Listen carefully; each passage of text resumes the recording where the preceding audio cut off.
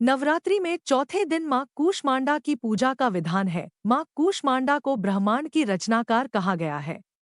ये नवदुर्गा का चौथा स्वरूप है। इनकी 8 भुजाएं हैं। इनके 7 हाथों में कमंडल, धनुष, बाण, कमल पुष्प, कलश, चक्र और गदा है। 8वें हाथ में सभी सिद्धियां और निधियों को देने वाली माला है।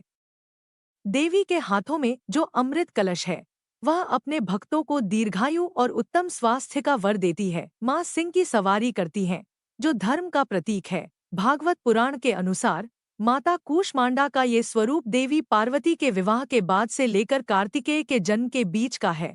इस रूप में देवी संपूर्ण सृष्टि को धारण करने वाली है। मान्यता है कि संतान की इच्छा रखने वालों भक्तों को मां की उपासना करनी चाहिए। देवी के इस स्वरूप की उपासना से कुंडली के बुध से जुड़ी परेशानियां दूर हो सकती है। इनकी उपासना से भक्तों के समस्त रोग शोक नष्ट हो जाते हैं। देवी कूष्मांडा पूजन विधि।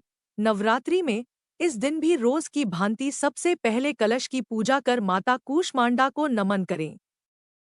इस दिन पूजा में बैठने के लिए हरे रंग के आसन का प्रयोग करना बेहतर होता है। देवी को लाल वस्त्र, लाल पुष्प, लाल चूड़ी भी अर्पित करना चाहिए। माँ कूष्मांडा को इस निवेदन के साथ जल पुष्प अर्पित करें कि उनके आशीर्वाद से आपका और आपके स्वजनों का स्वास्थ्य अच्छा रहे। अगर आपके घर में कोई लंबे समय से बीमार है तो इस दिन माँ से खास निवेदन कर उनके अच्छे स्वास्थ्य की कामना करनी चाहिए। देवी को पूरे मन से फूल, धूप, गंध, भोग चढ़ाएं। माँ कूष्मांडा को विविध प्रकार के फलों का भोग अपनी क्षमतानुसार लगाएं। पूजा के बाद अपने से बड़ों को प्रणाम कर प्रसाद वितरित करें। देवी कूष्मांडा योगध्यान की देवी भी है। देवी का यह स्वरूप अन्नपूर्णा का भी है। उद्राग्नि को शांत करती है। इसलिए देवी का मानसिक जाप करें। देवी कवच को 5 बार पढ़ना चाहिए। देवी कूष्मांडा की व्रत कथा। सनातन शास्त्रों में निहित है कि चिरकाल में त्रिदेव ने सृष्टि की रचना करने की कल्पना की। उस समय समस्त ब्रह्मांड में अंधेरा छाया हुआ था। पूरा ब्रह्मांड स्तब्ध था। इसमें न कोई राग, न कोई ध्वनि थी, केवल सन्नाटा पसरा हुआ था। उस समय त्रिदेव ने जगत जननी आदिशक्ति माँ दुर्गा से सहायता ली। जगत जननी आदिशक्ति माँ दुर्गा के चौथे स्वरूप माँ कूष्मांडा ने तत्क्षण ब्रह्मांड की रचना की।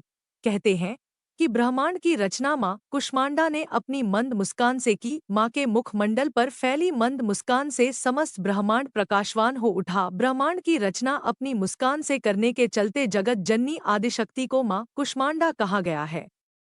माँ की महिमा निराली है। माँ का निवास स्थान सूर्य लोक है। शास्त्रों में कहा जाता है कि माँ कूष्मांडा सूर्य लोक में निवास करती हैं। ब्रह्मांड की रचना करने वाली माँ कूष्मांडा के मुखमंडल पर उपस्थित तेज से सूर्य प्रकाशवान है। माँ सूर्य लोक के अंदर और बाहर सभी जगहों पर निवास कर सकती हैं। माँ कूष्मांडा का मंत्र।